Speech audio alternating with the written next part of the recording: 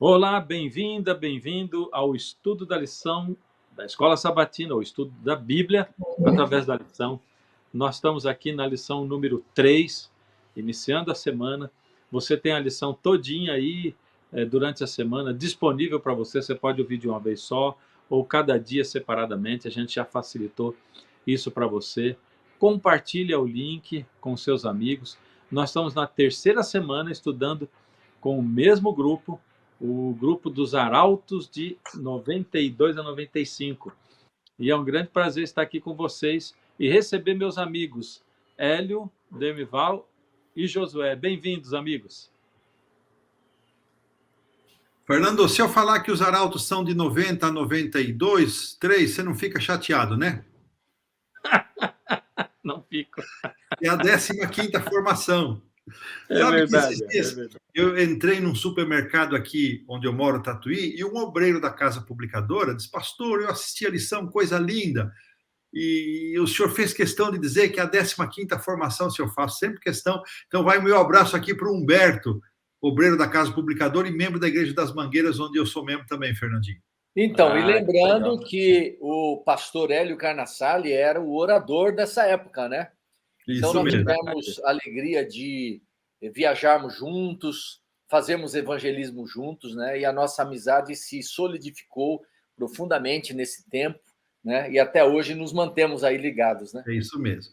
E estamos com duas ausências, né, Fernandinho, por motivos, emergências médicas, nada grave, mas do Erlo e pastor William Erlo não Brown e puderam estar do pastor conosco. Williams, né, que completa o nosso time aí. Mas vamos lá. Valeu. Gente, nós estamos na lição número 3, como eu falei, né? Enquanto isso, você vai compartilhando o link e a gente vai iniciar com uma oração. Eu vou pedir ao pastor Demival que ore conosco, por favor. Vamos lá, pastor, você já pode iniciar para nós a lição. Senhor, nosso Pai, nós queremos te agradecer por esta oportunidade tão preciosa de ouvirmos tua voz através de tua palavra, de entendermos, de captarmos lições que serão preciosas para a nossa vida aqui neste mundo de pecado, neste mundo de sofrimento. Instrui-nos agora, dá-nos também teu conforto, em nome de Jesus. Amém. Amém. Amém. Eu estava lendo o título dessa lição e eu lembrando de uma calopsita. Aqui em casa, durante algum tempo, a calopsita da nossa filha caçula ficou. Ficou aí, a princípio era por poucos meses, e ficou mais de uns 2 ou 3 anos, pelo menos. E eu ficava com muita dó da calopsita, porque ela ficava dentro da gaiola. Eu digo, mas tem que soltar esse bichinho. Então, aqui onde eu moro, nesses últimos um ano e meio, mais ou menos, eu fechava todas as portas e janelas, né? Alguns cortam as asas da calopsita e eu não gostava disso. E então eu soltava ela aqui.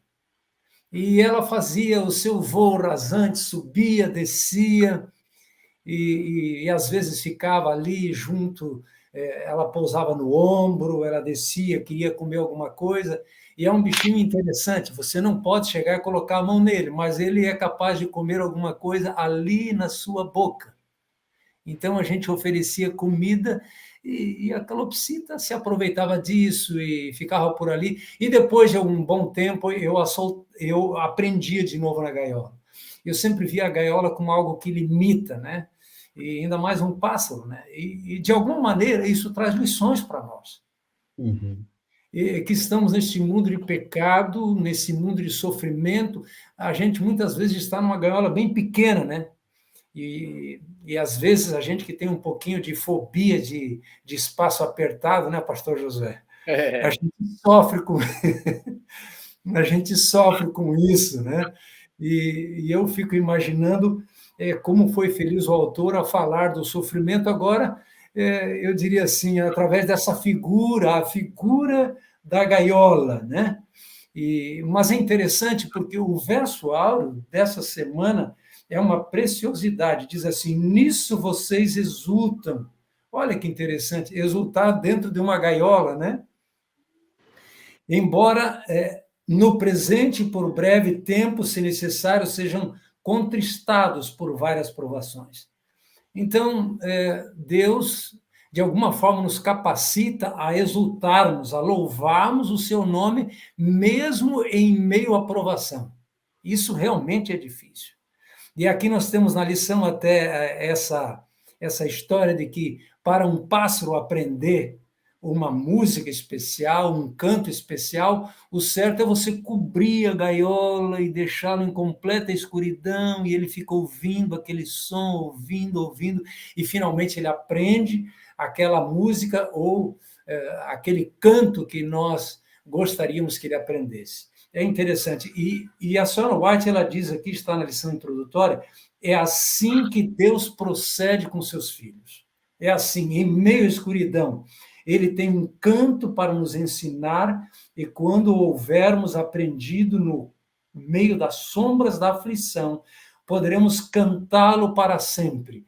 Que coisa incrível! É Deus nos instruindo, é Deus nos fortalecendo em meio às sombras da aflição, não é? E aí nós temos a história do povo de Israel, né? A história do povo de Israel que sai... Denival, Oi. Antes de você passar para a história do povo de Israel, né?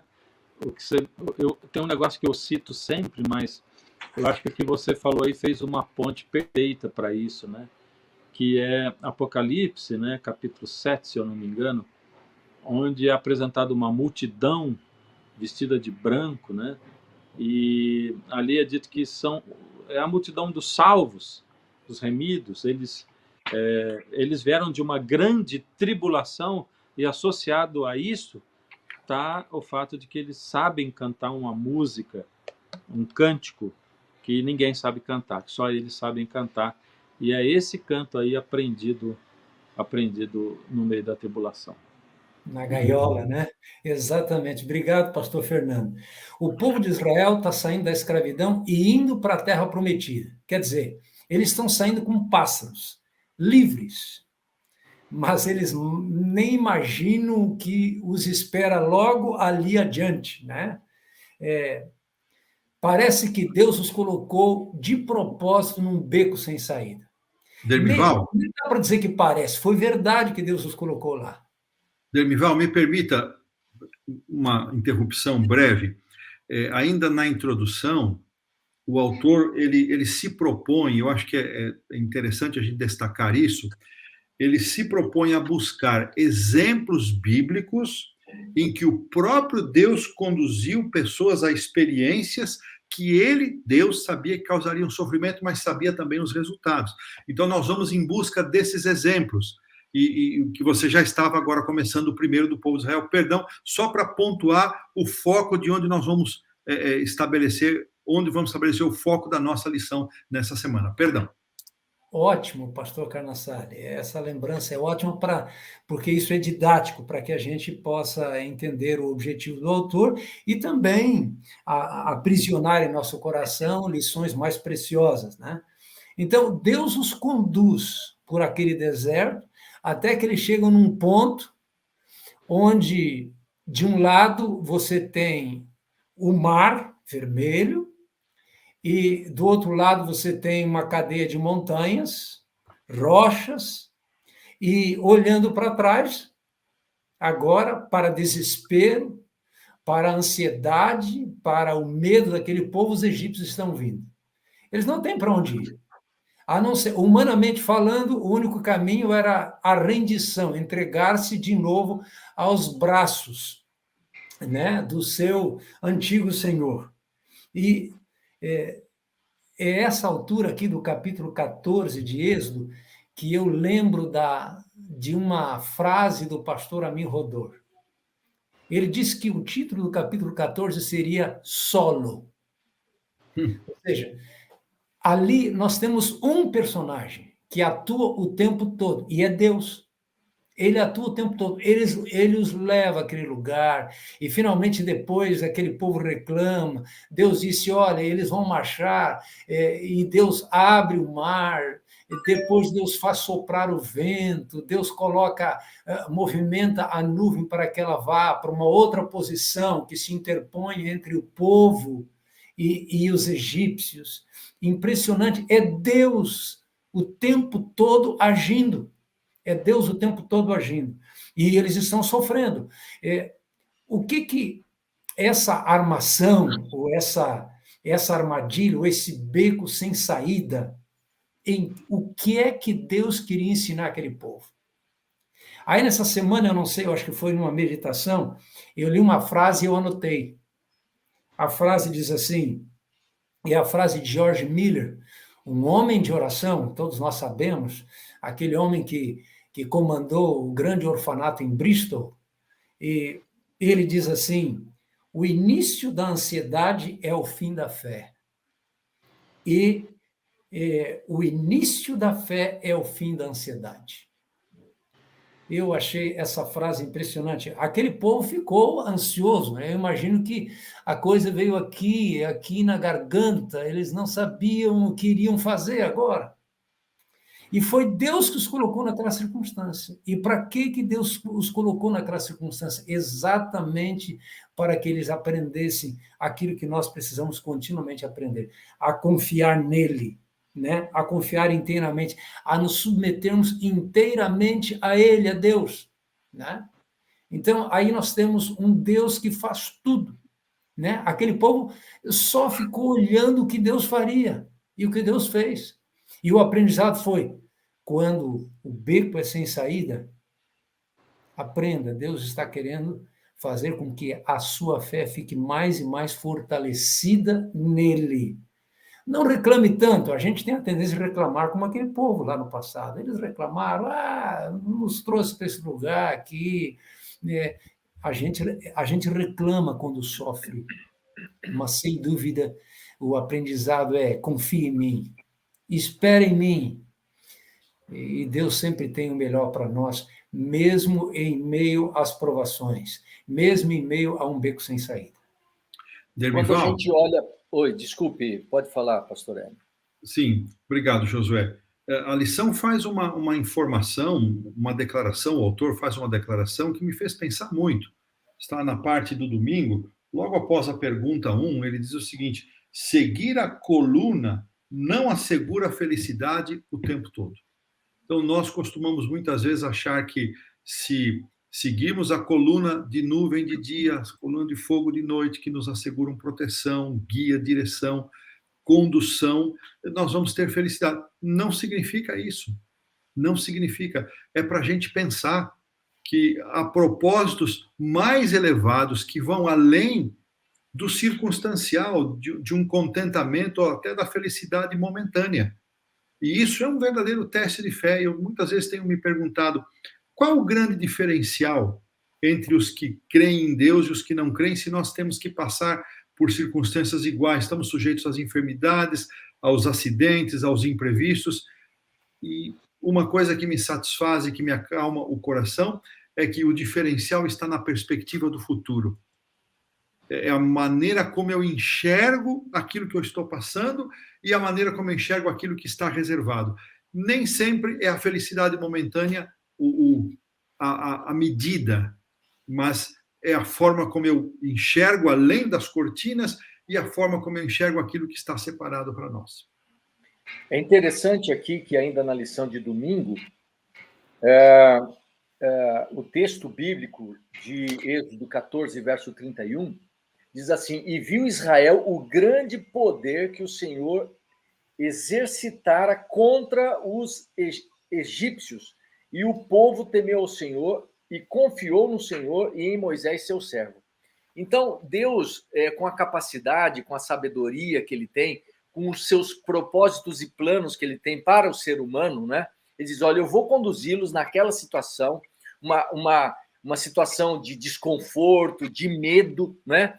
Porque eu quero que eles vejam a minha manifestação. Então, às vezes, se nós não somos conduzidos a determinadas situações e caminhos ou becos sem saída, nós nunca vamos poder enxergar o grande poder e a manifestação de Deus na nossa vida. Então, por isso é que a gente deveria louvar o nome do Senhor, porque o que ele, na verdade, quer é se revelar a nós. O seu grande poder, a sua grande misericórdia, os seus grandes planos para a nossa vida, eles vão se revelar a partir das situações difíceis que muitas vezes ele nos conduz e permite na nossa vida. É isso mesmo. Eu queria salientar uma coisa. O Demival citou, né, uma frase que faz uma ação entre fé e ansiedade, né? E, assim, eu queria fazer uma observação de que a frase é maravilhosa, né? Muito verdadeira. Mas a gente também... É porque nós temos no nosso público, nas pessoas que assistem, um público muito, muito variado, muito grande, né? E muitas vezes a ansiedade que acaba vindo na alma das pessoas, ela é resultado também de problemas físicos, químicos no corpo, né? Uhum. Então, nem sempre a ansiedade que é manifestada, ela é falta de fé, né? Nem sempre ela é falta de fé. Muitas vezes é, sim, mas nem sempre. Ela tem a ver, por exemplo, a depressão, né? Com problemas químicos no corpo das pessoas, né? Uhum. Esses dias mesmo, eu estava pregando num lugar e um adolescente veio falar comigo, né? Um menino de 15 anos.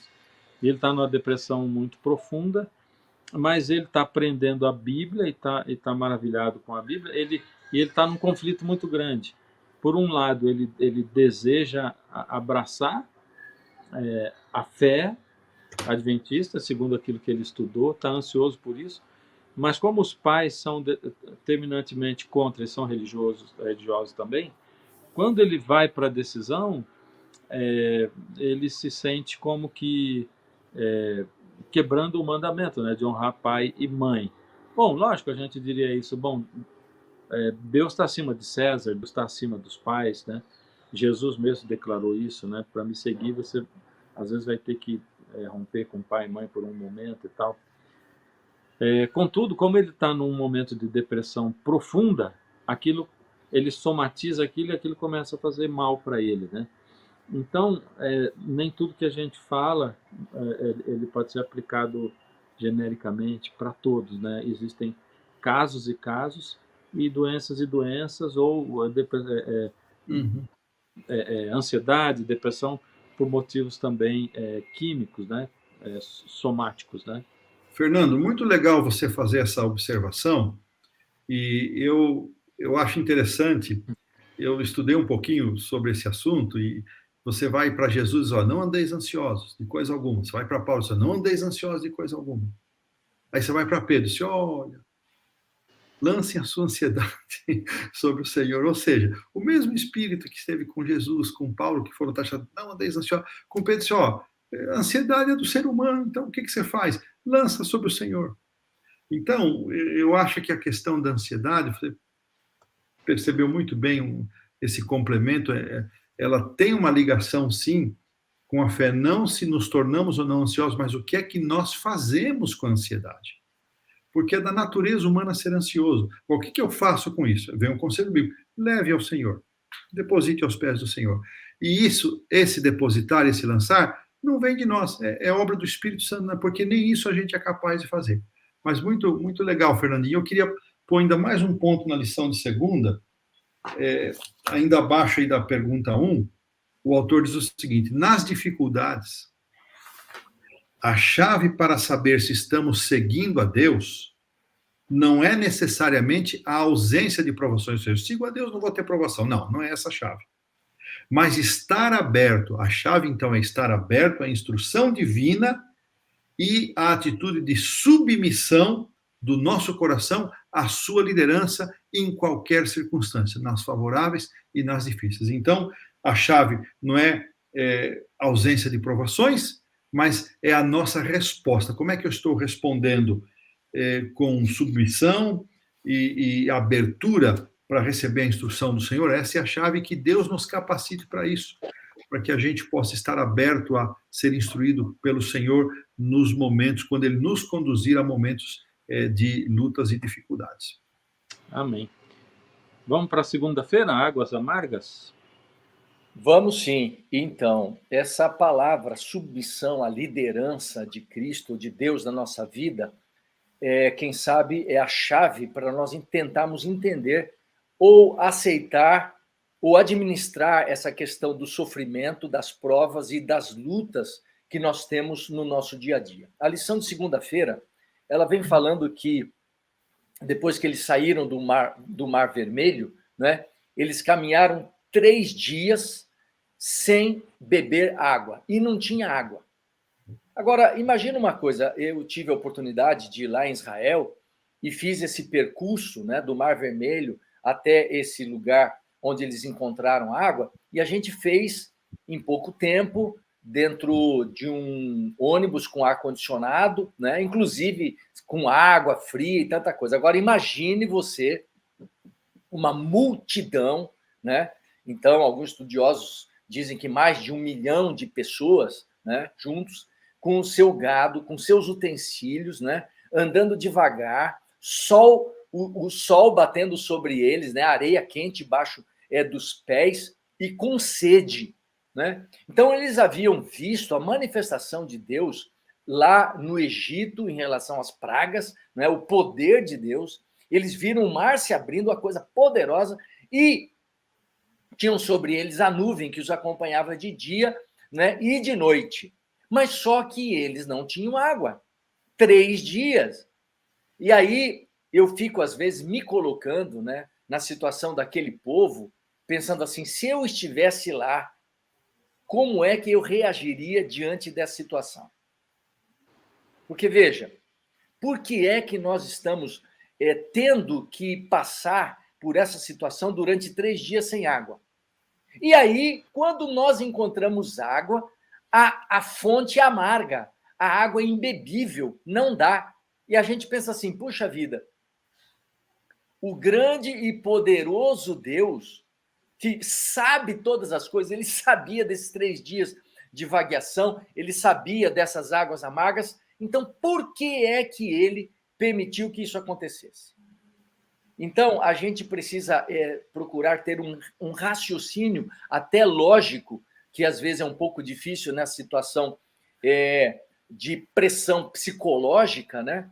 E parar para pensar assim, Deus é o que me lidera, é o que está liderando a minha vida, é o que está me guiando, e Ele sabe todas as coisas, então deve ter algum propósito por trás disso. Alguma coisa Deus está querendo me ensinar. Alguma coisa Deus está querendo me revelar.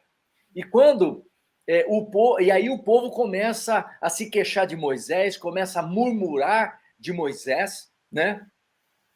E aí começa aquela velha ladainha, nos tirou aqui da terra do Egito para nos fazer morrer de sede aqui nesse deserto. Depois, ainda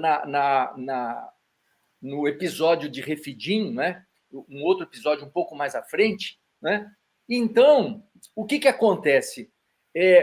Deus mostra para Moisés uma árvore, diz, Moisés, pega essa árvore, corta essa árvore e lança essa árvore na fonte das águas de Mara. E o que acontece? Ali, quando Moisés fez isso, essas águas se tornaram doces. E eles puderam, então, beber daquela água doce. Deus estava querendo ensinar alguma lição. E essa árvore, ela aponta para o Calvário.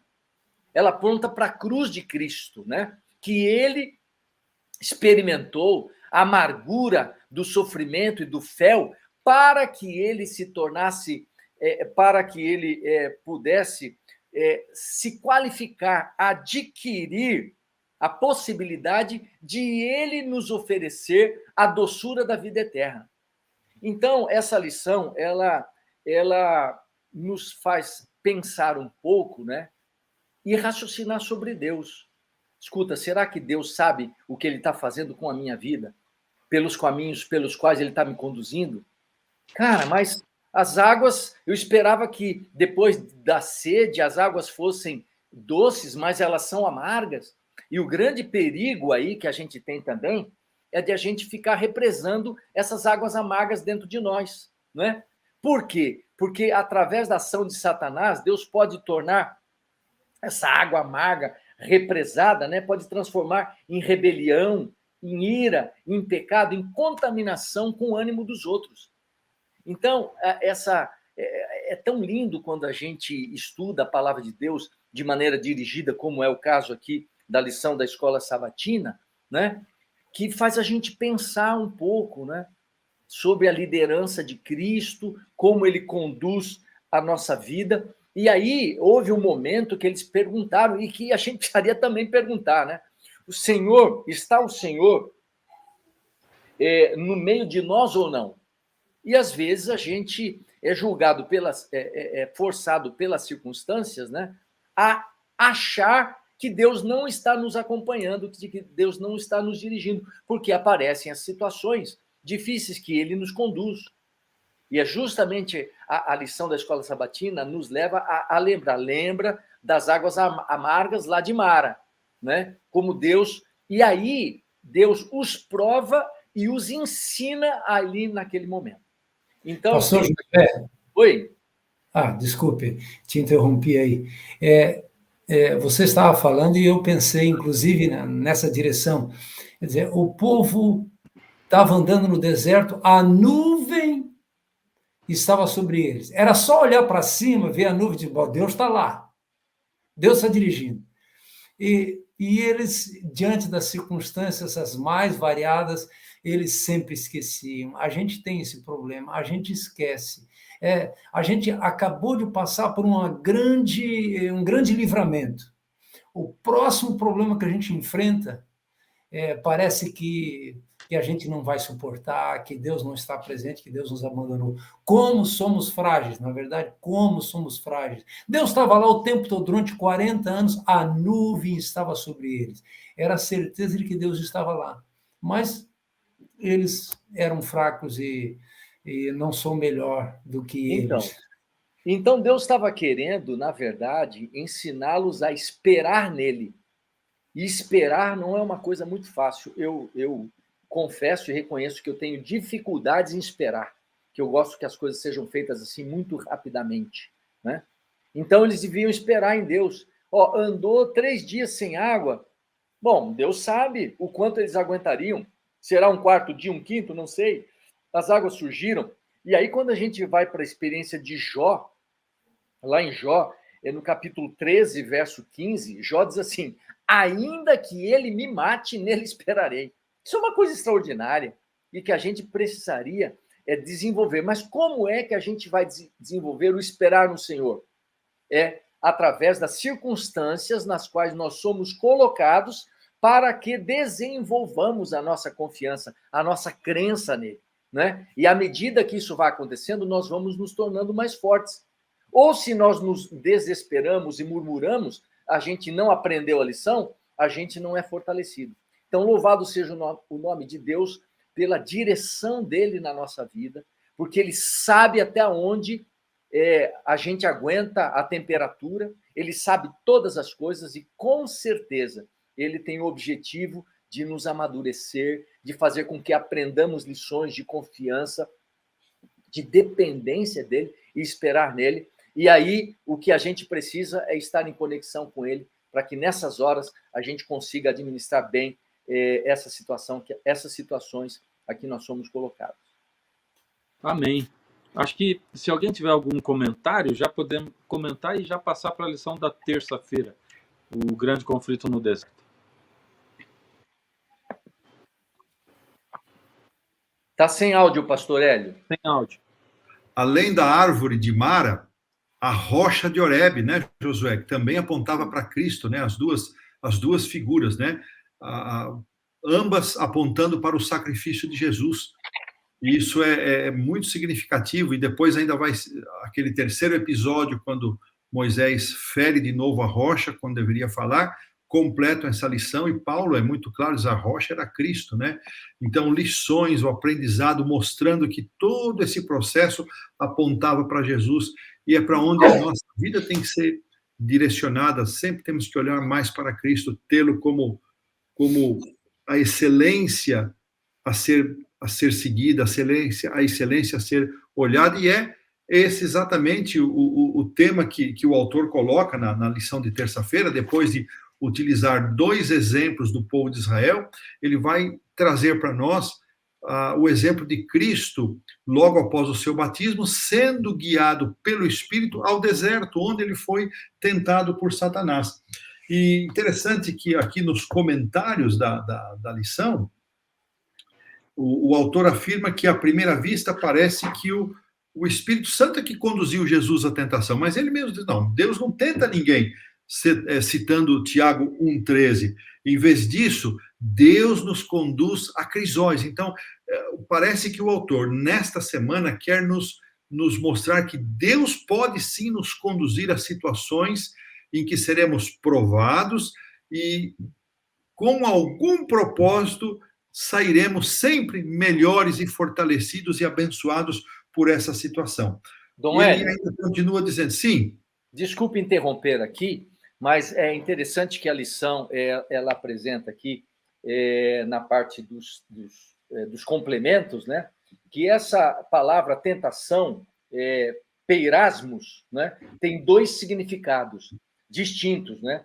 Um deles está relacionado à sedução ou indução ao pecado, e que, na verdade, Deus nunca nos induz ao pecado. Mas o outro sentido tem a ver com experimento, prova, provação ou teste. Né? Uhum. Então, nesse contexto de Jesus ser conduzido pelo Espírito ao deserto, né?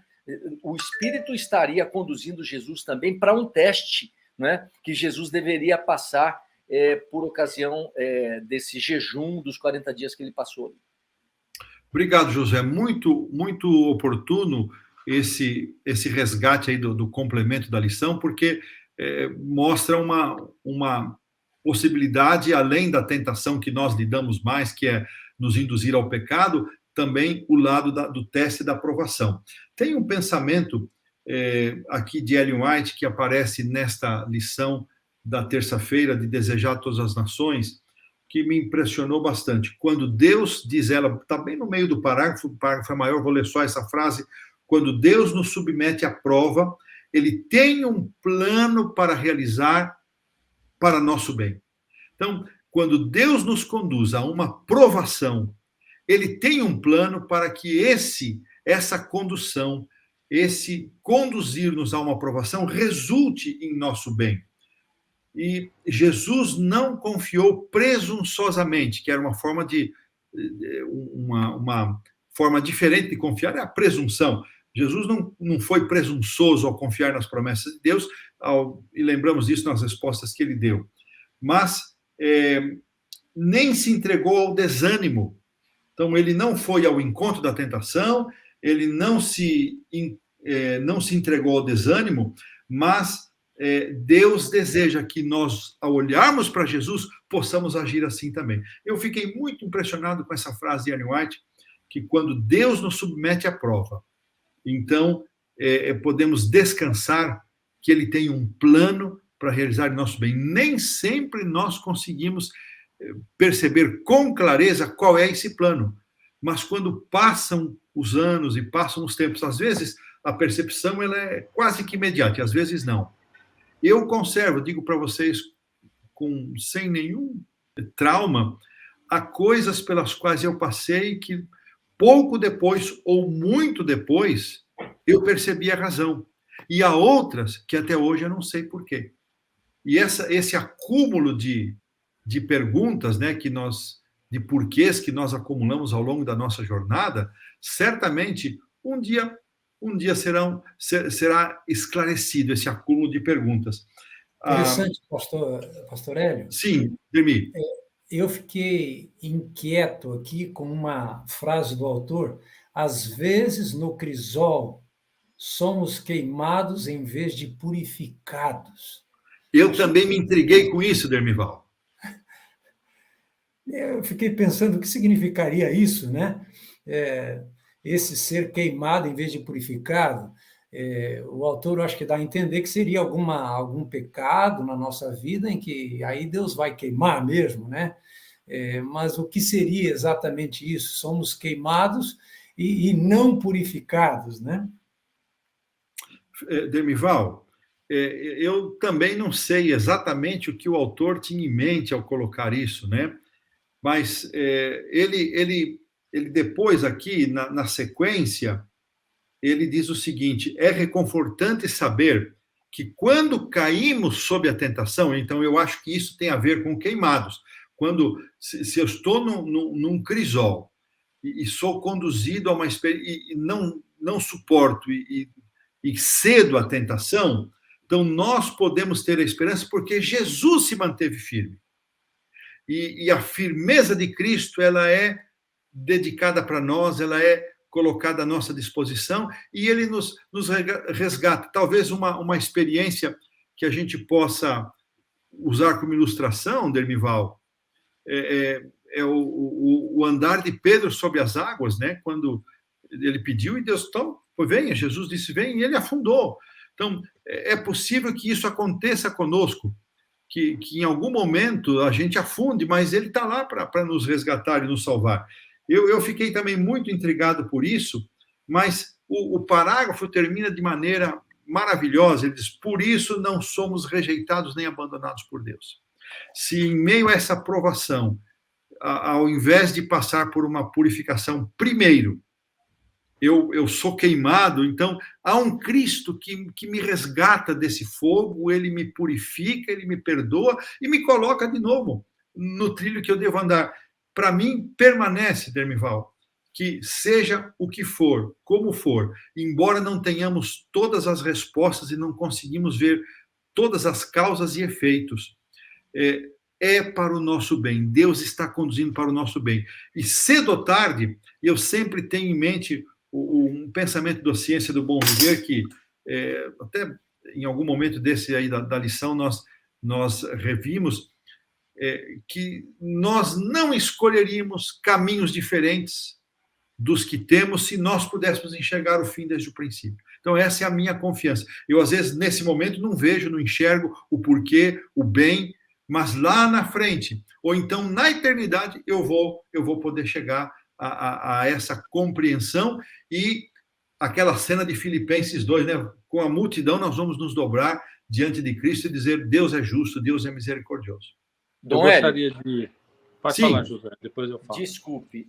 Quando a gente estuda essa lição, nós temos, assim, a tendência de a gente pensar de que nós vamos conseguir passar por essas tribulações, esses caminhos difíceis, esses vales, né? E que a gente vai ser vitorioso.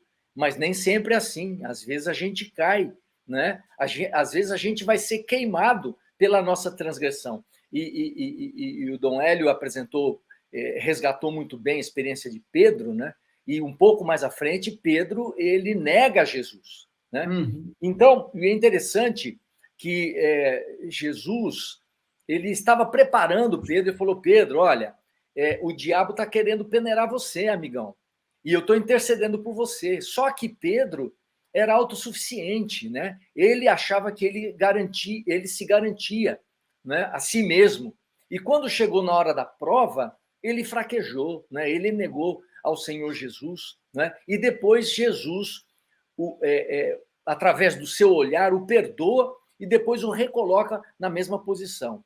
Então, eu acredito que nós precisaríamos ter muito cuidado com a presunção, né? De a gente achar que nós somos melhores do que nós somos. Fala assim, não, por esse problema eu não passo, essa situação, essa tentação eu não caio. Cuidado, né? A gente precisa ter cuidado, porque às vezes nós não vamos conseguir resistir à prova e vamos cair em tentação, infelizmente, né? E vamos ser queimados.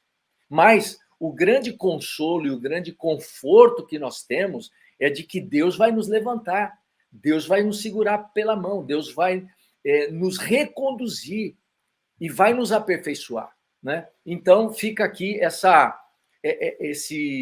reflexão, não é, sobre a nossa fragilidade, né? E que nós nunca deveríamos confiar em nós mesmos, porque a presunção ela precede a queda, segundo Provérbios, né? A gente está aqui, né, demorando um pouco mais na parte de quarta-feira, mas eu queria chamar a atenção para um outro aspecto, né? É que Jesus, ele no capítulo anterior de Lucas, né? Ele passa pelo batismo, ele é batizado na água e no Espírito. E ele vai para o deserto e diz, guiado pelo Espírito. Então, o Espírito o conduz, o guia para lá.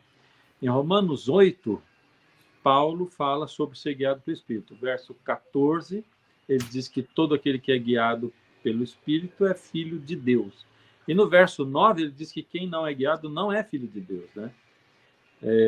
Então entra aqui uma parte que nós podemos fazer como, eu não vou nem dizer que é prevenção para o momento da aprovação, mas que é como uma filiação de Deus mesmo, né? Que é a comunhão para que a gente seja pleno do Espírito, que para o Espírito nos guie. O Espírito nem sempre vai nos guiar para a aprovação. Algumas vezes, sim, mas muitas e muitas vezes o Espírito está tentando nos guiar para tocar a vida de outras pessoas, né? Para o trabalho. Ele está buscando nos guiar o tempo todo, para que nós sejamos conduzidos por Ele pelos caminhos que Ele nos leva. Então, já o fato de nós sermos guiados pelo Espírito, quer seja para tocar a vida de alguém, ou num momento de prova, que a gente passe pelo caminho, enquanto a gente busca alguém, enquanto a gente está a serviço de Deus nesse mundo, né, como embaixadores, só o fato de ser guiado pelo Espírito já demonstra que somos filhos de Deus, né, e que estamos sendo guiados pelo Espírito de Cristo. É muito importante, né? Jesus ficou 30 anos nessa terra e ele não exerceu o ministério dele, mas ele estava se preparando o tempo todo. Quando ele foi batizado na água e no Espírito, foi basicamente a última gota desse copo de plenitude do Espírito, né? Que estava enchendo a vida dele para que ele pudesse começar o ministério dele. E daí em diante, depois que ele começou, todos os dias o Espírito simbolicamente esgotava e ele, em comunhão com o Pai, enchia de novo.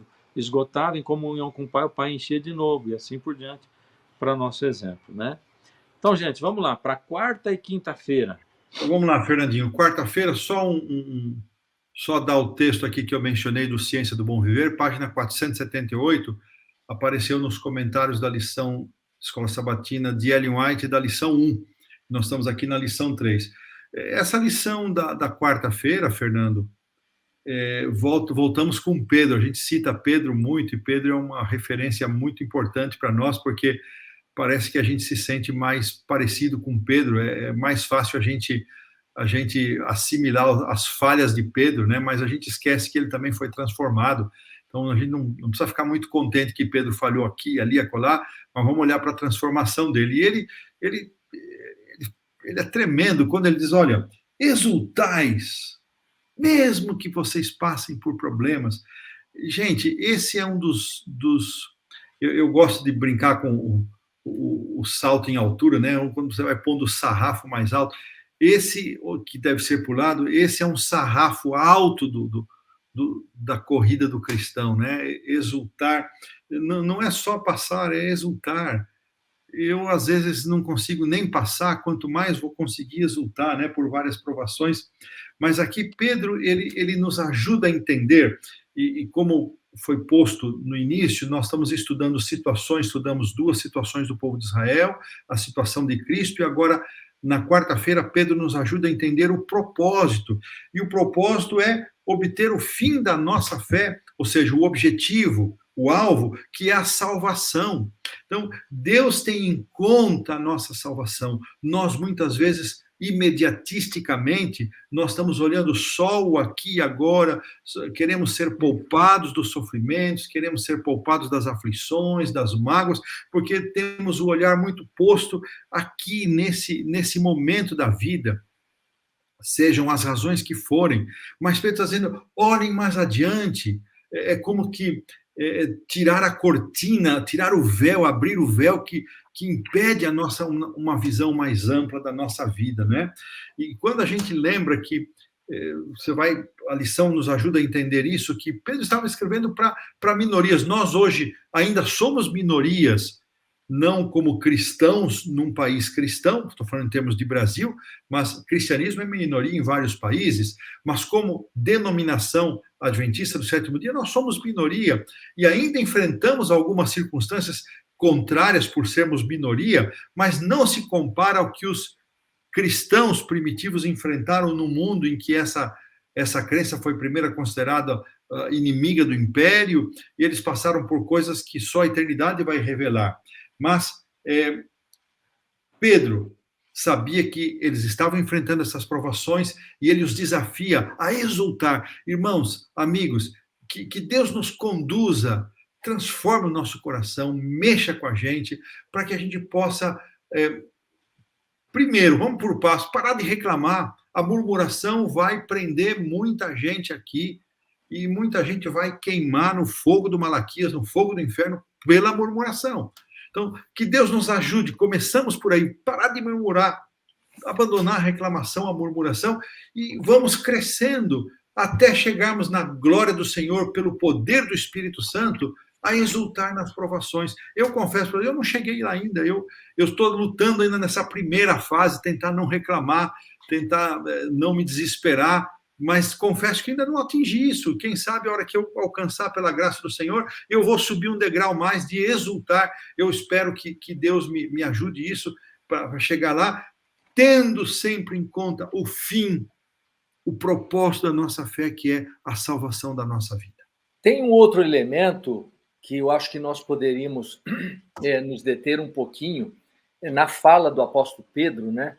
É claro que nós temos que olhar para o propósito, para a vida eterna, mas ele coloca um elemento que eu acho que, para mim, pelo menos, é animador. Ele diz assim, olha, nisso exultam, embora no presente, diz assim, por breve tempo, se necessário, sejam contristados por várias provações. 1 Pedro 1,6. Esse por breve tempo, ele anima o meu coração. Porque ele diz que a provação, ela tem data, ela tem limite. Eu gravei uma música que diz assim, provação tem hora para acabar. Então, a provação, a dificuldade, ela não vai continuar eternamente diante de nós, né? Ela tem um tempo de duração. E eu me lembro que quando, por um tempo, eu fiz musculação, né? Então, faziam aquela série de 3, né? De 12 exercícios em cada série e tal. E eu me lembro que eu fazia aquele esforço, né? Aquela série, mas o meu pensamento estava, mas depois disso aqui eu vou descansar 1 minuto. E aquilo aliviava o meu coração. E daí me dá bom. Aí eu consegui suportar aqui, e aí daqui a pouquinho eu vou fazer mais um pouco, vou ter mais um descanso. Então eu acho que o apóstolo... Por um breve tempo. É por um breve tempo. Josué, mesmo que esse breve tempo, muito bem lembrado, Josué, nós sabemos que para algumas pessoas esse breve tempo é esta existência. Há pessoas que enfrentam o sofrimento do nascimento à morte. Para outros são provações, né? Mas é um breve tempo, sim, Josué, quando comparamos com a eternidade, muito bem lembrado. E se nós não tivermos descanso e folga nesta vida, e alguns não têm mesmo, mas nós sabemos que a eternidade será uma eternidade livre da presença do inimigo, que é responsável por toda essa desordem, por toda essa bagunça, essa tristeza, né? E no Apocalipse, João diz que as primeiras coisas passaram, né? Então, essas primeiras coisas é esse nosso breve período de existência aqui nesse mundo, né? E que não se compara com os anos da eternidade que virão. E a forma como o autor termina a lição da quarta-feira, Fernando, é muito interessante. Peçamos que o Senhor nos livre de tudo que prejudica a nossa fé. Olha, eu me detive muito isso aqui. O que prejudica a minha fé? O que serve de obstáculo à minha fé? Às vezes a questão está em mim mesmo, né? Às vezes está comigo. Então, é uma oração e que Deus... Eu faço essa oração por nós aqui, que Deus nos livre de tudo, nos ajude a ter essa consciência de sermos livrados de tudo aquilo que prejudica a nossa fé. Eu estou me lembrando aqui de um texto, né? Em 2 aos Coríntios, onde Paulo, eu digo, ele dá a receita, 2 aos Coríntios 4, de 16 a 18, que ele diz, por isso nunca desanimamos, né? Ao contrário, mesmo que o nosso corpo vá se gastando e tal, e ele diz assim, porque a nossa leve e momentânea tribulação produz para nós eterno peso de glória. Aqui, de novo, ele chama a tribulação de leve e momentânea, né? Isso também, eu acho que esse é um sentimento da parte de alguém que é guiado pelo Espírito, né? Então, a provação, embora doa, embora ela acaba sendo passageira. Eu me lembro sempre de um dos nossos filhos, né? Que teve fora de casa um tempo, aí fora do país, estudando.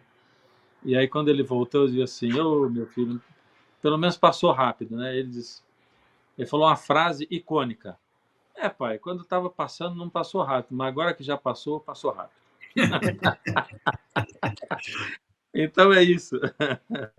Esse é o sentido, né? O que acontece com a gente nessa vida. Quinta-feira, vamos lá, terminando. Então, pastor Fernando, aqui nós temos uma história, a história de Alex, que eu imagino era um jovem que se envolveu com drogas, com violência, acabou sendo preso, né? E então, atendido por alguém especial da igreja, ele se volta para Deus, ele agora aceita o chamado da salvação e também aceita o chamado, ele sentiu o toque para ser também um mensageiro, para ser um pregador. E aí, nesse processo todo, né? Ele estava indo muito bem e agora ele enfrenta dificuldades, quer dizer, vem as dificuldades financeiras e junto acaba vindo também agora alguém que se levanta contra ele. E agora você vê alguém que estava num bom caminho, um caminho ascendente, ele começa a cair. Ele cai, e chega até mesmo a fraquejar na fé, volta para as drogas, aquela coisa toda. Como ajudar uma pessoa assim? E eu me lembrei de um texto aqui, de Salmos, o Salmo 130. O King Heralds, o Quarteto Arautos do Rei Americano, ele canta, uma das músicas muito bonitas que eu acho, ele canta exatamente a mensagem do Salmo 130. Das profundezas eu clamo a ti. Quer dizer, lá do fundo do poço eu clamo a ti. E ali no Salmo 130, logicamente, o clamor é por perdão, por restauração, né? E ele espera que, de novo, a luz brilhe sobre ele, que ele possa sair dessa escuridão. Muitas vezes, nós encontramos pessoas assim, e às vezes até mesmo nós estamos assim, meio desanimados, estamos lá no fundo do poço. E como a gente vai ajudar? Agora eu estou pensando em você, em mim, aqueles que estão nos assistindo, né? O que a gente pode fazer para ajudar essa pessoa? Dizer, o seu problema é falta de fé, o seu problema é isso, o seu problema é aquilo. Que promessas a gente agora pode usar para fortalecer uma pessoa que está passando por esse fogo, né? A provação do fogo, né? Então, nós temos aqui algumas mensagens extraordinárias. Aqui diz: confie no Senhor de todo o coração. É hora de aprofundar nossa confiança nele, mesmo estando lá no fundo do poço, sendo provados pelo fogo. Um outro trecho maravilhoso, né? Buscar-me-eis e me achareis quando me buscares de todo o vosso coração. Então, a insistência é para que a gente aprofunde a nossa busca, a nossa entrega a ele. Tem mais, o texto lá de Romanos 8, 28, né? Em todas as coisas, eu não gosto muito do texto que diz assim, todas as coisas contribuem para o bem, mas eu gosto desse texto centralizado em Deus. Em todas as coisas, Deus contribui para o nosso bem. Ou seja, em meio às provações, Deus está dirigindo tudo e usando todas as circunstâncias difíceis, complicadas, lá até mesmo o pecado, lá estamos lá no fundo do poço, em tudo ele contribui para o bem daqueles que o amam. E a gente pode aí, confiados nele, dizer ou aceitar a mensagem que ele nos diz: minha graça te basta. Eu não entendo tudo, acho que foi o pastor Hélio que já mencionou, eu não entendo tudo, não sei o porquê de tudo, mas eu tenho que, em meio a essa escuridão, olhar para cima e confiar no Deus que diz: minha graça te basta. Eu jamais vou te deixar, eu jamais vou te abandonar. Você está no fundo do poço, das profundezas, como diz o salmista, eu não vou te abandonar. Eu tenho a minha graça e ela é suficiente para fortalecer. Aliás, o pastor Josué tem essa mensagem, até acho que já mencionei. Minha graça te basta, Senhor.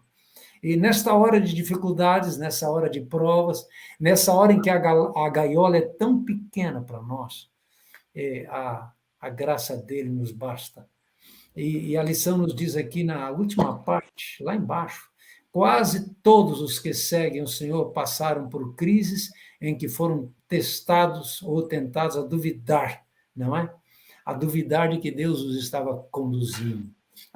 Todos nós já passamos por circunstâncias assim, temos sido provados, mas em meio à provação, clame ao Senhor e você vai ser fortalecido. Ele vai dizer, minha graça te basta, meu filho. Dermival, para mim é emblemático, muito emblemático, porque eu muitas vezes me sinto exatamente como o personagem bíblico que eu vou mencionar, que era o pai daquele menino que estava sendo possuído por um espírito imundo, quando Jesus desceu do Monte da Transfiguração. E ele não tinha nem consciência para ele mesmo pedir a Cristo a libertação. Então Jesus se dirigiu ao Pai, e Jesus perguntou, está lá em Marcos 9, né?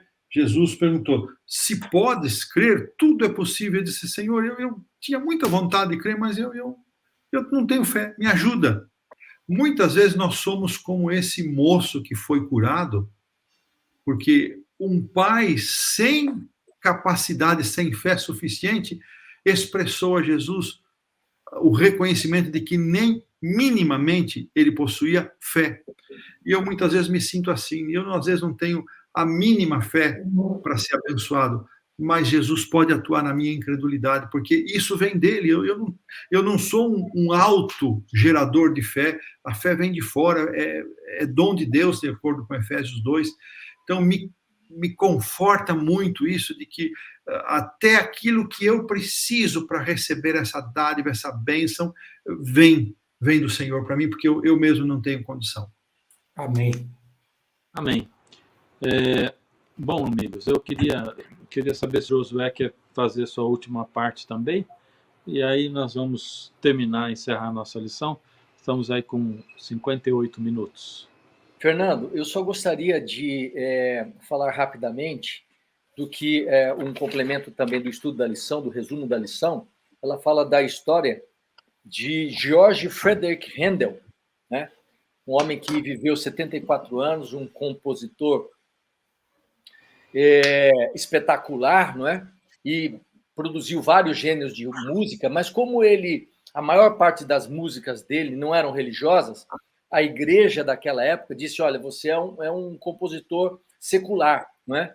E isso trazia tensões, dificuldades com a igreja, e com 52 anos de idade ele teve um derrame, né? Teve um problema também psicológico, algum transtorno psicológico, e aí teve problemas financeiros, conflito com a igreja, e ele pensou que a vida dele estava desmoronando, estava se acabando, né? E ele pensou aos 56 anos que ele iria terminar ali a sua carreira e de fato, publicamente, ele terminou a sua carreira e achou que o seu último concerto ia ser aos 56 anos. E aí o que aconteceu? Um amigo dele deu para ele um livreto, e nesse livreto focalizava a vida de Cristo, né? Em 3 partes: profecia sobre a vinda do Messias, a primeira vinda do Messias e as suas paixões, e a glória futura da sua segunda vinda. E o que aconteceu? Ele se apaixonou por isso, e ele começou, então, reflexionando, meditando sobre a vida de Cristo, ele começou a escrever, né? E um tempo depois, ele foi convidado para fazer um concerto beneficente lá em Dublin, e então ele começou a continuar escrevendo, e aqui a história diz que ele escreveu 260 páginas em 24 dias. Tão grande era o seu apego àquilo que ele estava falando, de que às vezes ele chorava diante de algumas passagens que ele lia sobre a vida de Cristo, e por fim ele fez o maior oratório de todos os tempos, que foi o Messias, né? E com o resultado do seu trabalho, né, milhares de pessoas foram abençoadas até hoje, né? E naquele tempo foram 400 libras que eles arrecadaram, e 142 pessoas foram tiradas das suas dívidas, e ele também foi libertado espiritualmente. E aqui diz que 8 dias depois que ele fez essa apresentação, ele veio a falecer com 74 anos de idade. E lá na Inglaterra, diz que ele foi sepultado na abadia de Westminster, e diz que, em homenagem a ele, aparece um monumento em que ele segura uma parte da terceira parte do Messias, do oratório do Messias, onde está escrito assim: eu sei que o meu Redentor vive. Então, eu entendo que, por todas essas lutas e provações que nós passamos e somos conduzidos, nós temos que entender que o nosso Redentor, ele é vivo, que ele nos ama e ele sabe como nos conduzir para nos aperfeiçoar e nos aperfeiçoar com o objetivo de recebermos a vida eterna. Amém. Que bonita história, que coisa bonita. E é assim, né? Nós vamos aprendendo com a história uns dos outros, né? Com a palavra de Deus, a Bíblia, ela é repleta de histórias de seres humanos que, como nós, viveram também e que aprenderam de Deus à medida que foram se entregando, passaram por problemas. Para a gente ter problema, basta nascer nesse mundo. Mas para a gente se salvar, tem que nascer aqui também. Não tem outro jeito, né? Então, Deus nos dá essa oportunidade de nós nascermos aqui vivermos, nos desenvolvermos, e Ele se envolve conosco para tornar essa jornada mais leve, o caminho mais suave, e para nos aproximar dele para a eternidade. Amigos, muito obrigado pela participação de vocês mais uma vez. Obrigado, sempre muito gostoso estar com vocês. Obrigado você também pela sua audiência, por estar sempre conosco estudando a Bíblia. E daqui a pouquinho, após a oração, o pastor César Reis entra com as dicas para os professores da Escola Sabatina, tá bom? Terminando, eu vou pedir para o pastor Hélio orar conosco, por favor. Senhor nosso Deus e Pai, graças te damos pela oportunidade especial de separarmos um tempo para refletirmos na tua palavra, na forma da lição da Escola Sabatina e meditarmos nas experiências do teu povo no passado, olharmos para Jesus e buscarmos graça e força para vivermos neste mundo segundo a tua vontade, que o Senhor nos capacite a nos libertar da murmuração, da desconfiança de que o Senhor está no comando e que os nossos olhos possam estar postos em Cristo Jesus e na recompensa eterna que o Senhor está preparando para nós. Ajuda-nos, Pai, a sermos fortalecidos na nossa fé e que esta graça nos alcance para que possamos crescer neste mundo, possamos testemunhar, ser um vaso de bênção, ser uma luz onde estivermos. Nós oramos agradecidos em nome do Senhor Jesus. Amém. Amém. Amém. Amém. Obrigado. Deus abençoe a todos. Obrigado, amigos. Um abração. Obrigado, Fernando. Até mais, Josué, Ademir. Tchau. Fiquem com Deus. Olá, irmão. Olá, irmã. Você que é líder da Escola Sabatina, professor, professora, diretor, diretora, receba aqui os nossos cumprimentos. E eu estou muito feliz de estar com você aqui neste canal para a gente poder conversar um pouquinho, né? Nesse trimestre, estamos estudando o nosso guia de estudo, Provados pelo Fogo. Você tem estudado aí com o pastor Fernando a cada semana. E aqui nós temos um momento para a gente poder conversar, tá bem? Eu quero, neste bate-papo contigo rápido, animar vocês a terem um cuidado todo especial pelo seu aluno, pela sua aluna. Nós estamos desenvolvendo aqui na associação, aqui na sede da igreja, o trabalho do pastoreio. Ou seja, o que é o pastoreio? É o envolvimento de todos os nossos líderes no cuidado das nossas ovelhas, dos nossos irmãos e irmãs. Lembre-se que você, professor, você, professora, você não é simplesmente aquele que passa a lição, aquele que faz uma recapitulação da lição da semana, não é isso não. O importante é que você é o pastor, você é a pastora no sentido de cuidar da sua classe, visitá-los com regularidade, saber por que não foram à classe, ao estudo no sábado, saber como eles estão, o que está passando com eles. É importante, não é, essa aproximação com os nossos alunos, para que você tenha todo o cuidado necessário para alimentá-los espiritualmente e também motivá-los na vida espiritual. Portanto, professor e professora, eu queria animá-los a pastorear o seu grupo, a cuidar do seu grupo, a visitar a sua classe, saber por que não vieram, o que estão passando, quais os desafios que eles estão vivendo. Isso é importante você, professor, você, professora, ter este cuidado todo especial. Então, nessa semana, eu queria lançar um desafio com você.